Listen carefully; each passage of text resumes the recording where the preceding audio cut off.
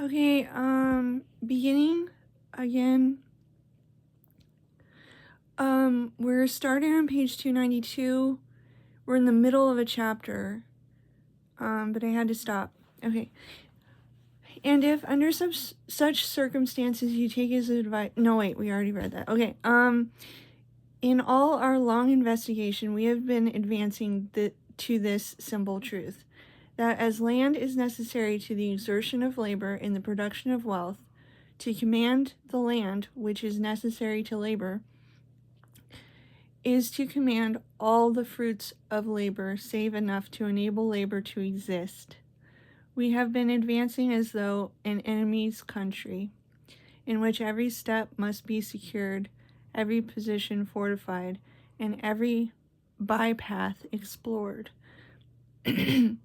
For this simple truth, in its application to social and political problems, is hid from the great masses of men, partly by its very simplicity, and in greater part by widespread fallacies and erroneous habits of thought, which lead them to look in every direction but the right one for an explanation of the evils which oppress and threaten the civilized world.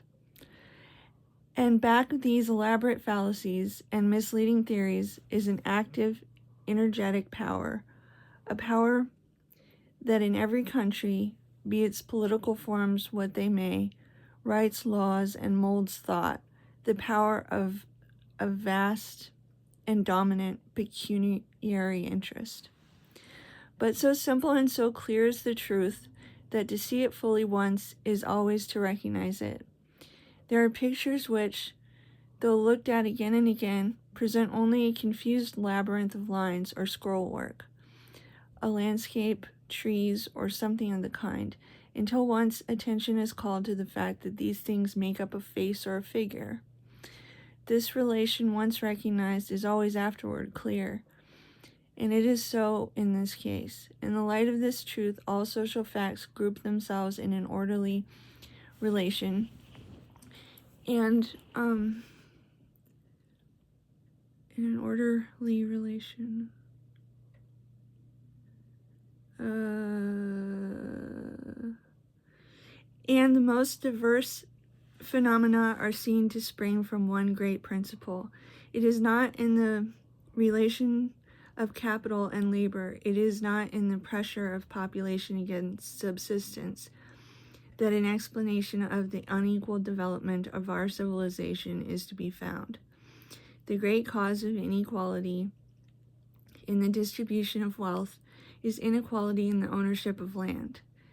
The ownership of land is the greatest fundamental fact which ultimately determines the social, the political, and consequently the intellectual and moral conditions of a people.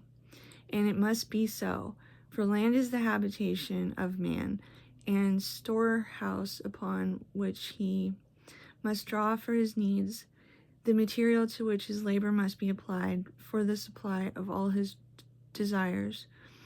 For even the products of the sea cannot be taken, the light of the sun enjoyed, or any of the forces of nature utilized without the use of land or its products. On the land we are born, from it we live, and to it we return again, children of the soil as truly as if it was the blade of grass or the flower of the field. Take away from man all that belongs to land, and he is but a disembodied spirit. Material progress cannot rid us of our dependence upon land. It can but add to the power of producing wealth from land, and hence, when land is monopolized, it might go on to infinity without increasing wages or improving the condition of those who have but their labor. It can but add to the value of land and the power which its possession gives. Everywhere, in all times, among all peoples, the possession of land is the base of aristocracy, the foundation of great fortunes, the source of power. As said the Brahmins ages ago, quote, "To whomsoever the soil at any time belongs, To him belong the fruits of it. White parasols and elephants mad with pride are the flowers of a grant of land. So that was the end of that chapter and book. So the next book is book 6. Yes, book 6. It's got 2 chapters. So chapter 1 will be, book 6 is titled The Remedy. Chapter 1, Insufficiency of Remedies Currently Advocated. Chapter 2, The True Remedy. Okay, and we're gonna start on page 297. Yes, 297. Okay, so 297, that's it.